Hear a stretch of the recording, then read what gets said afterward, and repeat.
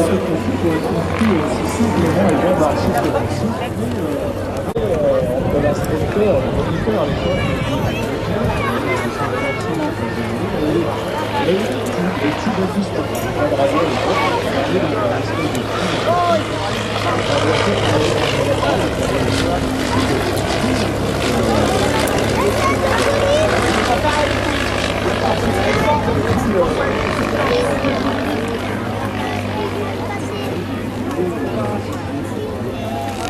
On peut commencer déjà à applaudir. Voilà, il va atterrir tout doucement. Je vous assure qu'il vous entend tout de suite. Donc on peut faire même un peu plus de bruit parce que déjà à 12h30 vous étiez un peu plus de 26 000. On peut l'applaudir un peu plus. Voilà, l'adjudant Médère Stéphane qui est fusilier commando et qui est donc sa spécialité, c'est la précision d'atterrissage à l'adjudant Médère Stéphane. Il est suivi par le sergent-chef Palo Rémy. Voilà, je pense qu'on peut l'applaudir, Rémy. Est-ce qu'il nous entend, Rémy, là? Ouais, je pense qu'il nous entend. On peut voir le travail des bras sur les suspens pour atterrir. Alors évidemment, ils essayent d'atterrir à un point le plus précis possible. Voilà, c'est Rémy, sergent-chef Palo Rémy, mécanicien armurier opérationnel. Il totalise 1900 sauts. On peut apprendre la voltige aérienne dès le brevet de base. Il y a la voltige positive et la voltige élémentaire et la voltige négative, bien sûr.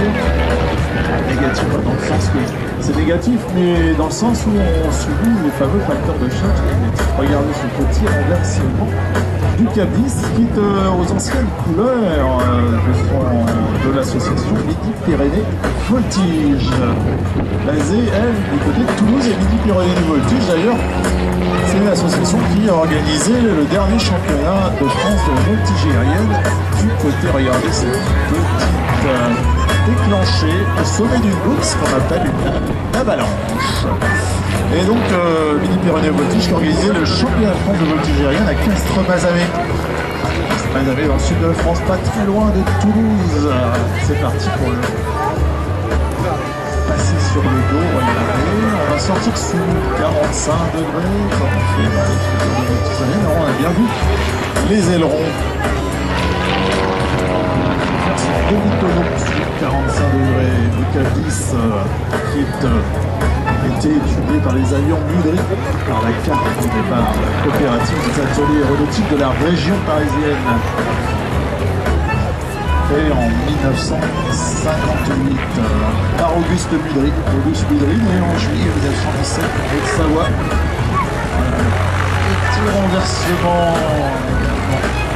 Et du palonnier à gauche et l'avion pilote arrive face à vous sur le côté droit, pleine vitesse, regardez, ça va faire beaucoup de bruit, ça filme derrière. Ariel, un hélicoptère en stationnaire qui fait des 360 qui pivote sur lui-même. C'est un hélicoptère qui fait un rentrant également. Voilà, on va prendre de la vitesse, on incline donc le nez vers le bas, on a rentré le train d'atterrissage et on va prendre de la vitesse maintenant pour revenir. Et oui, bravo à nos amis de l'aéronautique navale, la marine nationale. Ce sont les ailes de la marine nationale, l'aéronautique navale. Et la marine nationale qui est présent également au sol, car les recrutants de la marine nationale, aussi bien que de l'armée de l'air, que de l'armée de terre, la gendarmerie et la police municipale sont présents. Bravo à la marine nationale.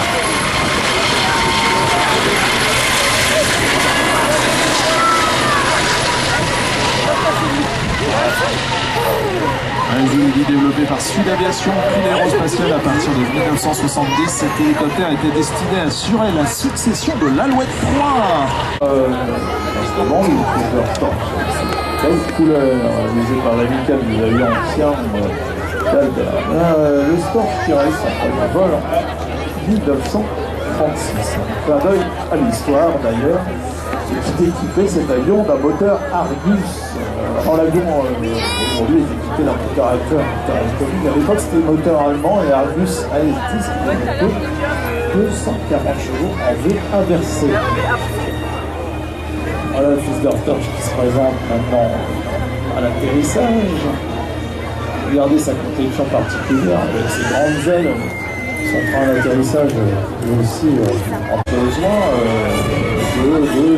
des gens passionnés pour tout simplement bien travailler sur ces avions, pour les entretenir et pour que ces avions puissent continuer à voler et qu'au cours des meetings aériens, ces avions puissent voler. En même temps, on raconte un petit peu cette histoire de l'aviation, l'histoire de l'aviation qui est bien sûr liée à l'histoire en général, à l'histoire mondiale. Avec Jean-Philippe Chiveau en ce moment. Et puis juste avant, c'était Étienne Verlaine. Lui aussi des pilotes de ligne. Des fois la mécanique, c'est pas toujours. Des fois on est trahi par la mécanique, des fois on est obligé parfois de se poser dans un champ et puis parfois on casse un petit peu de bois. Et c'est ce qui s'est passé il y a quelques temps à cet avion. Et avec amour, Jean-Philippe Chiveau l'a fait reconstruire, l'a fait refaire. Et depuis quelques mois maintenant, cet avion est de nouveau dans le ciel de France pour notre plus grand plaisir. Regardez, cet avion va faire des années 30 avec son moteur Pratt & Whitney. C'est un peu le moteur du Brossard, c'est un moteur de 450